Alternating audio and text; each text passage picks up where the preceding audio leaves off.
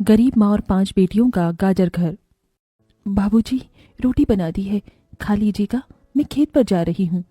तभी खटिये पर से बूढ़ा रामा खांसते हुए बोला, अरे बहू, ये ले, मेरी शॉल लेती जा, बाहर बड़ी ठंड पड़ रही है। नहीं बाबूजी, इसकी जरूरत आपको ज्यादा है, क्योंकि घर में ओढ़ने को एक भी कंबल नहीं। माँ, आज हम तीनों भी आपके साथ चलेंगे खेत पर। पर बच्चों, तुम्हारे पास स्वेटर भी नहीं, सर्दी लग जाएगी। माँ, जल्दी तो आपको गुलिया दीदी और तानी दीदी को भी लगेगी। अगर हम जब एक साथ मिलकर खेत पर काम करेंगे तो ज्यादा पैसे आएंगे और फिर हम कंबल खरीद लेंगे। मेरा राजा बेटा कितना समझदार हो गया है, माँ के दुख को समझने लगा है। सरिता अपने बच्चों के साथ खेत पर आती है, जो कि जंगल के पास पड़ता था। बच्चों, हमें आज के आज खेत जोतकर गाजर की फसल बोनी है। सरिता की चारों बेटियां और राजा भी कड़ी मेहनत से बंजर खेत को जोतते हैं और फिर सब मिलकर खेती करते हैं। दिन बीतते हैं। एक रोज जब सरिता घर आती है तो वो अपने पति को घर में जुआ खेलते देखती है। अरे बिरजू, भूख लगी है। ये ले, दारू 2 घूंट मार ले। अरे खाली दारू, इसके साथ कुछ चखना मिल जाता तो मजा आ जाता। अरे देख बिरजू, तेरी लुगाई आ गई। बिरजू को घर में जुआ खेलते देखकर सरिता बौखला कर बोली, अजी, तुमको शर्म नहीं आती? घर में जुआ खेलते और दारूबाजी करते। तो फिर बोली, अरे जानती नहीं, पति परमेश्वर होता है और पत्नी की जगह पति के पैरों में होती है। चल जल्दी से मेरे लिए अंडा ऑमलेट बना और गरम रोटी भी।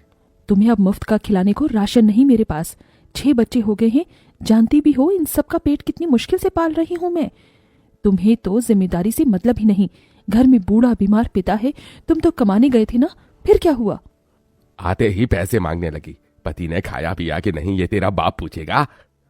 नशे में तो बिरजू सरिता से अकड़ते हुए अपनी चमड़ी की चप्पल निकालकर उसे बहुत पीटता है। ये ले, और लड़ाई की जबान। मैं कमाता नहीं तो क्या इस घर में मेरी इज्जत नहीं होगी? ये ले। बचाओ, ओह बचाओ, माँ को मत मारो पिताजी। तभी लड़खड़ाते हुए बिछौने से उठकर बूढ़ा रामा कहता है, अरे निकम्मे, छोड़ दे बहू को, निकल जा इस घर से तू, और फिर कभी शक्ल मत दिखाना। अरे ये मेरा घर है, मैंने बनाया है इसे। बिरजू चला जाता है। तभी रामा रोते हुए बोलता है, अरे जाने कैसे उड़ाऊं बेटे को जन्म दे दिया है मैंने। मेरे हाथों भारी गलती हो गई जो इसे तेरी शादी कराई। बहू, माफ कर दे मुझे। पर उस 5 बेटियों की गरीब माँ का दुख इतना ही नहीं था कि एकदम से जोरदार तूफान उठा और झोपड़ी की छत हवा के झोंके से उखड़ कर गिर गई। हे भगवान, इतना भयंकर तूफान! तानी, गुड़िया, अंजू, तुम तीनों सोनी, राजा और मुनिया को लेके बाहर निकलो, मैं दादाजी को लेकर आती हूँ। उठिए बाबूजी। नहीं बहू, तू जा, मेरा समय आ गया है। तुझे उन 5 बच्चियों की सौगंध, तेरे बाद उन्हें देखने वाला कोई नहीं। जा बहू, जा। सरिता के बाहर निकलते ही पूरी झोपड़ी गिर जाती है। सरिता छाती पीट पीट कर रोने लगती है। बाबूजी! अरे कैसा निर्दयी है रे तू ऊपर वाले! क्या मिला आखिर, क्या मिला तुझे मेरा घर उजाड़ कर? तू खुद तो अपने घर में सो रहा है और मेरी 5 बेटियों को बेघर कर दिया। जवाब दे, तू बोलता क्यों नहीं? सरिता को टूट कर रोता देखकर उसकी 5 बेटी भी बिलख बिलख कर रोती है। चुप हो जाओ माँ, रो मत। माँ, मुझे जल्दी ठंड लगती है।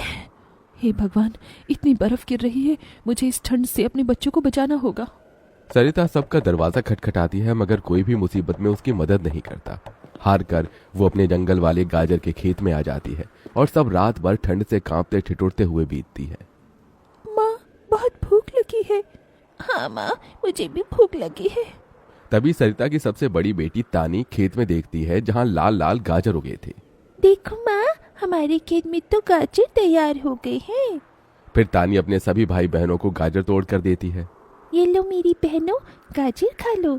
अपनी बेटियों को ठंड में ऐसे देख उस गरीब माँ का मन अपार दुख से भर जाता है। अपनी इस गरीब लाचार माँ को माफ कर देना बच्चों, तुम्हें ये ठंड भोगना पड़ रहा है। तभी एकदम से दिन का माहौल रात सा हो जाता है और तेजी से बर्फ गिरने लगती है। बाप रे बाप, एकदम से इतनी ठंड, ऐसी तो बिना घर के हम बच नहीं पाएंगे। तभी सरिता अपना आंचल उन पर उड़ाती है, मगर बच्चे थरथरा उठते हैं कि एकदम से गुड़िया कहती है, माँ, तानी दीदी, हम अपना घर बना सकते हैं। मगर कैसे बिटिया, हमारे पास पैसे भी तो नहीं। माँ देखो, हमारे खेत में कितने सारे गाजर उगे हैं, हम इसी से अपना घर तैयार करेंगे, पर हम सबको साथ मिलकर मदद करनी होगी। राजा बेटा, जब तक कि हम गाजर घर तैयार नहीं कर लेते, तुझे अपनी छोटी बहनों का ख्याल रखना होगा। रखेगा ना? हाँ माँ, रखूंगा। सरिता आग जलाकर अपने दोनों सबसे छोटे बच्चों को उसके पास बिठा देती है और खुद अपनी चारों बेटियों के साथ उस भयंकर ठंड में गाजर घर बनाने लगती है। अंजू, सोनी, गुड़िया, तुम दोनों मुझे और तानी दीदी को गाजर तोड़ तोड़ कर दो, हम घर बनाते हैं। ठीक है माँ। गरीब माँ बेटियां मिलकर गाजर घर बनाती हैं, मगर घर एकदम से ढह जाता है, जिससे सरिता दुखी हो जाती है। कितनी मेहनत से ये गाजर घर बनाया था हमने, मगर सारी मेहनत बेकार चली गई। तभी चारों बेटियां रोते हुए गाकर अपनी माँ को हिम्मत देती हैं। जिंदगी की यही रीत है, हार के बाद ही जीत है, थोड़े आंसू है थोड़ी हंसी, आज गम है तो कल है खुशी, जिंदगी की यही रीत है, हार के बाद ही जीत है। मेरी बच्चियों। रोते हुए सरिता अपनी बेटी को गले से लगा लेती है।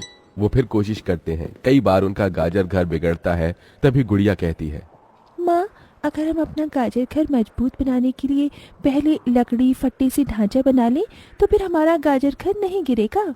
सब ऐसा ही करते हैं, जिससे उस बार उनका गाजर का घर मजबूत बन जाता है। सरिता अपनी पांचों बेटियों और बेटे के साथ घर के अंदर आती है। तब जाकर उनके शरीर को गर्माहट महसूस होती है। अरे वाह माँ, दीदी, आप सबने कितना सुंदर गाजर घर बनाया है, और ये कितना गुलाम भी है। तभी सरिता अपने बेटे बेटियों का मुंह देखती है। सबकी आंखों में भूख थी। मैं जानती हूँ तुम सबको भूख लगी है ना। अपनी माँ को एक दिन दे दो, मैं कल काम ढूंढ लूंगी। ठीक है, आज हम ये गाजर खाकर सो लेंगे। आप भी खा लो ना माँ, आपने 2 दिन से कुछ नहीं खाया। सोनी अपने नन्हे हाथों से अपनी गरीब माँ को गाजर खिलाती है। अगले दिन सरिता ठंड में इधर से उधर काम ढूंढने भटकती रहती है, मगर कोई उसे काम नहीं देता। इधर अब उसके खेत के गाजर भी खत्म हो गए थे, जिससे उसकी बेटियां भूखी थी और उसकी दुधमुही बेटी भूख से रोई जा रही थी। माँ, मुन्ना को भूख लगी है, उसे खाना चाहिए। छोटे बच्चे खाना नहीं खाते राजा, इसे दूध पीना है। हे बसरी बजैया, एक माँ की ममता की इतनी भी परीक्षा मत लो कि वो अपने बच्चे को दूध भी ना पिला सके। तभी सरिता को द्वार पर एक गाय के रंभाने की आवाज सुनाई दी। माँ, लगता है बाहर गाय आई है। सरिता अपनी बेटियों के साथ बाहर आकर देखती है तो गाय के थन से दूध की धारा बहे जा रही थी। इस गाय के थन में कितना दूध गिर रहा है। सरिता गाय का गर्म दूध अपनी बेटी को पिलाती है। तभी गाय उसके खेत में जाकर गोबर कर देती है, जिससे एकदम से जादू होता है और खेत लाल चमकदार गाजर से भर जाता है। माँ, ये तो कोई जादुई गाय लगती है। देखो, हमारे खेत में कितने गाजर हो गए। हाँ गुड़िया, मैं जादुई गाय हूँ। मुझे वरदान प्राप्त है, जिस भी बंजर खेत में मैं गोबर करूंगी वो फसल से भर जाएगी। मैं इससे पहले भी तुम्हारे खेत में आई थी। इसका मतलब गौ माता, आपकी वजह से उस वक्त भी मुझ गरीब के बंजर खेत में गाजर उगी थी। आपका कोटि कोटि धन्यवाद गौ माता। माँ, तुम काम ढूंढ रही थी ना, अब मैं ढूंढना। तुम तो कितना अच्छा गाजर का हलवा बनाती हो, और गाय के दूध से खोया, घी, दूध सब बनता है। तुम हलवा बनाकर बेचो।